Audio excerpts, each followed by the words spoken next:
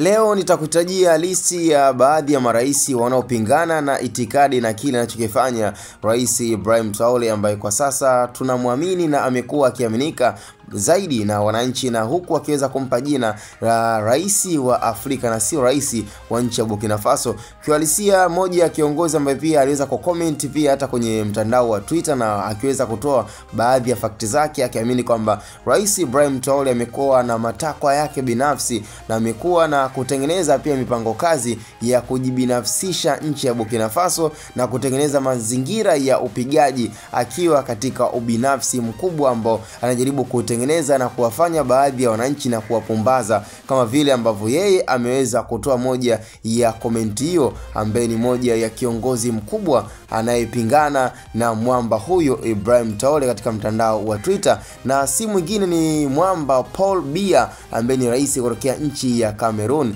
Of course ni moja ya nchi ambayo inafuatilia zaidi jitihada, ubora, upambanaji wa nchi ya Burkina Faso, kwa sababu zote ni nchi za Kiafrika. Kwa hiyo ni lazima kwa baadhi ya viongozi kuweza kufuatiliana na kujaribu pia kujifunza kwa upande ama nyanja fulani. Sasa hatujajua ni kwa nini rais wa nchi ya Cameroon ameweza kumpinga, na yeye ni kwa mtazamo wake yeye, na hapa kwa siku ya leo nitazungumzia baadhi ya marais ambao tayari wameonekana pia kukubaliana na kumsapoti ambaye ni Rais Paul Biya katika mtandao wa Twitter, huku akiweza kuamini kwamba alichokizungumza kina fakti, kwamba mwamba anatengeneza maslahi yake binafsi. Of course katika rais pia ambaye aliweza kuunga mkono ni rais wa Sudan SUDAN, mwamba huyu Omar al-Bashir pia, ambaye na yeye katika mtandao wa Twitter aliweza kusupport na kuamini kwamba kile kilichoweza kudaiwa na kinachozungumzwa, kwa sababu kwa sasa aliweza kukumbwa mwamba Ibrahim Traore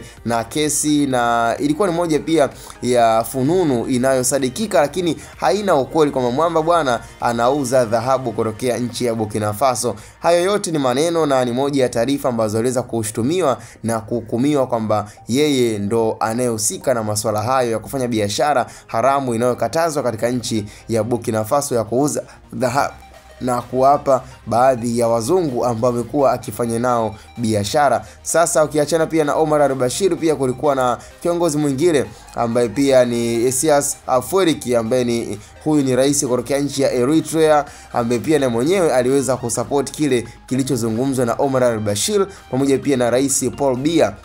ambao tayari wote wameonekana kumpinga vikali bila ya kupepesa macho. Hao ndio wamekuwa ni maadui, na baadhi ya listi nyingine ambayo hapo nafikiri sijawazungumzia marais tofauti, lakini hiyo ni moja ya listi ambayo inamzunguka Rais Ibrahim Traore na kumpinga vikali bila ya kuwa na changamoto yoyote.